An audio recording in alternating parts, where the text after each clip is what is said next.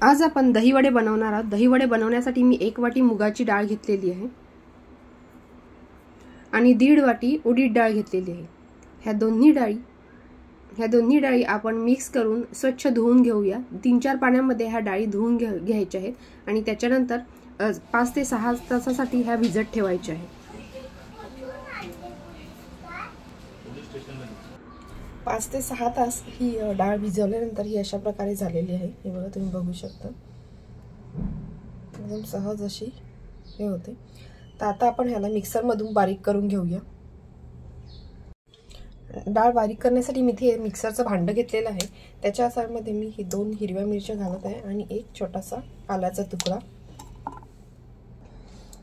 इतकी मी डाळ घेतलेली आहे आणि ह्याच्यात पाणी टाकलेलं नाहीये। आपण बिना पाण्याचंच ही डाळ वाटणार आहोत। तर ही मिक्सरचं भांडं लावून घेते आणि बारीक अशा प्रकारे इथे आपली जेवढी डाळ होती तेवढी पूर्ण डाळ ही वाटून झालेली आहे, तुम्ही बघू शकता। आता ह्या डाळीला आपण पूर्ण असं व्यवस्थित मिक्स करून घेणार आहोत, म्हणजे फेटून घेणार आहोत, जेणेकरून हे पीठ हलकं झालं पाहिजे।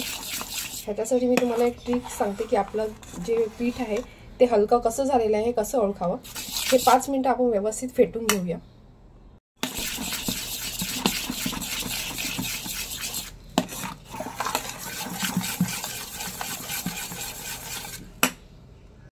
आता इथे एक मी वाटी घेतलेली आहे आणि त्याच्यामध्ये पाणी घेतलेलं आहे।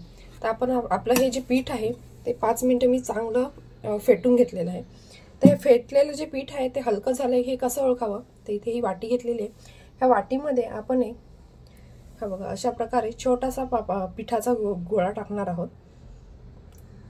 बघा, आणि हा टाकल्या अगदी तो तरंगत आहे, अजिबात खाली जाऊन बसलेला नाही आहे। बघा, तुम्हाला दिसत असेल हा पाण्यावर अलगद असा तरंगत आहे। अशा प्रकारे जर पिठाचा गोळा हा पाण्यावर तरंगायला लागला की समजावं की आपलं पीठ हे अगदी व्यवस्थित झालेलं आहे। हे जे पीठ आहे हे व्यवस्थित हलकं झाल्यानंतर, फेटून झाल्यावर व्यवस्थित हलकं होतं। त्याच्यानंतर आपण ह्याच्यामध्ये चवीप्रमाणे मीठ घालणार आहोत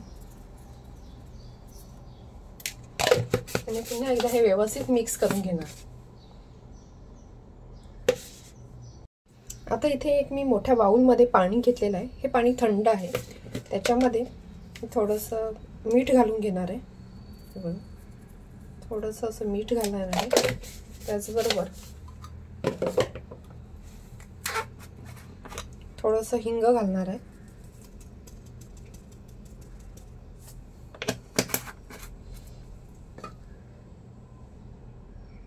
हे थंड पाणी आहे।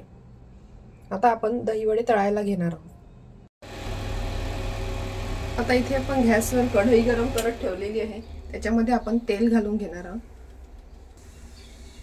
आपलं तेल जे आहे ते व्यवस्थित गरम झालेलं आहे। आता आपण त्याच्यामध्ये एक एक करून असे वडे सोडणार आहोत।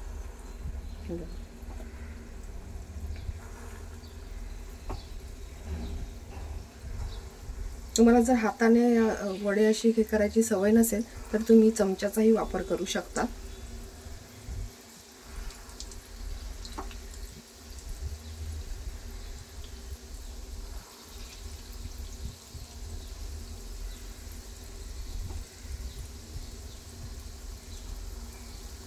गॅस मंद आहे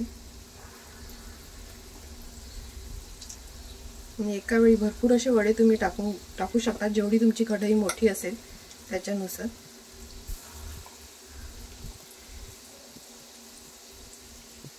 अशा प्रकारे हे मंद आचेवर, आता मी गॅसची फ्लेम ही थोडी मीडियम करते आणि हे आपण ह्याच्यावर फ्राय करून घेऊया। अशा प्रकारे आपले हे वडे अशा प्रकारे आपले वडे हे मस्तपैकी फ्राय होत आहे। त्याचा कलरही व्यवस्थित बदललेला आहे। अजून थोडासा ब्राऊन कलर आला की आपण हे वडे आहेत ते काढून घेणार आहोत आणि आपण पीठ जे होतं किंवा जे डाळ आपण वाटून घेतली होती ते पीठ जे आपण व्यवस्थित फेटल्यामुळे हे वडे बघा किती हलके झालेले आहेत आणि आपण ह्याच्यात कोणतेही खाण्याचा सोडा वगैरे टाकलेला नाहीये, तरी हे बघा किती मस्त असे फुगून आलेले आहेत।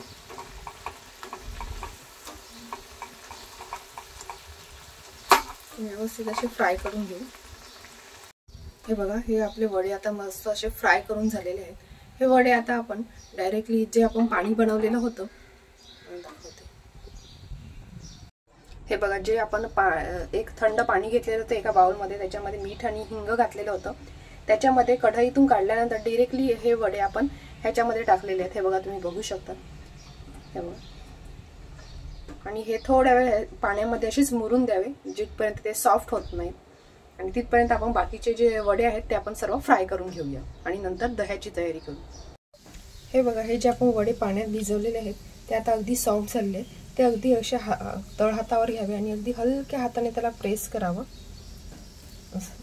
हे बघा, अगदी हलक्या हाताने त्यातलं पाणी जे आहे ते काढून आपण एका प्लेटमध्ये असे ठेवणार आहोत. हे बघा, मी तुम्हाला दाखवते. आणि एकदम सॉफ्ट झालेले हे हलक्या हाताने असे प्रेस करायचे. हा वडा आपला असा अजिबात न फुटता हे असे आपण करायचे.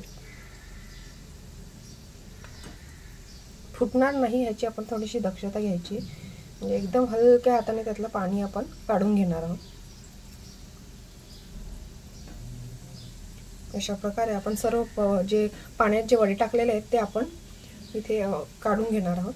ह्याने काय होतं, एक वड्यानं वेगळी अशी चव येते आणि खूप त्याला सॉफ्ट आणि आतमध्ये दही जी असतो तो आतमध्ये सहजपर्यंत जातो. अगदी सॉफ्ट होते. तुम्हाला मी एक वडा तोडून दाखवते. हे बघा, तुम्ही बघू शकता किती सॉफ्ट असे झालेले आहे. आता मी इथे मिक्सरच्या भांड्यामध्ये ही साखर घेतलेली आहे. ह्या साखरला आपण थोडी बारीक करून घेऊया, जेणेकरून काय होईल ती दह्यामध्ये सहज विरघळली जाते. आता ही आपण साखर आहे ती बारीक करून घेऊ. हे बघा, अशा प्रकारे आपण साखर बारीक करून घेतलेली आहे. आता इथे एक मी बाउल घेतलेला आहे, त्याच्यामध्ये आपण ही दही घालणार आहोत. दही खूप घट्ट आहे.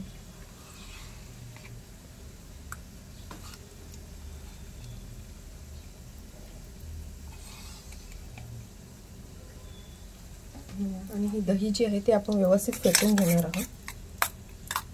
त्याच्यामध्ये साखर घालूया. जी आपण मिक्स केलेली वाटलेली साखर आहे ती घालूया. जितकी तुम्हाला दही गोड लागत असेल त्याप्रमाणे तुम्ही साखर घाला. त्याचबरोबर ह्याच्यात थोडंसं मीठ टाकणार आहोत दहीमध्ये. त्यामुळे दह्याला एक मस्त अशी टेस्ट येते. आणि ही दही जी आहे, ही जी दही आहे ती व्यवस्थित फेटून घेते. हे बघा, आपलं दही जे आहे ते मस्त असं स्मूथ झालेलं आहे अगदी. तुम्ही बघू शकता.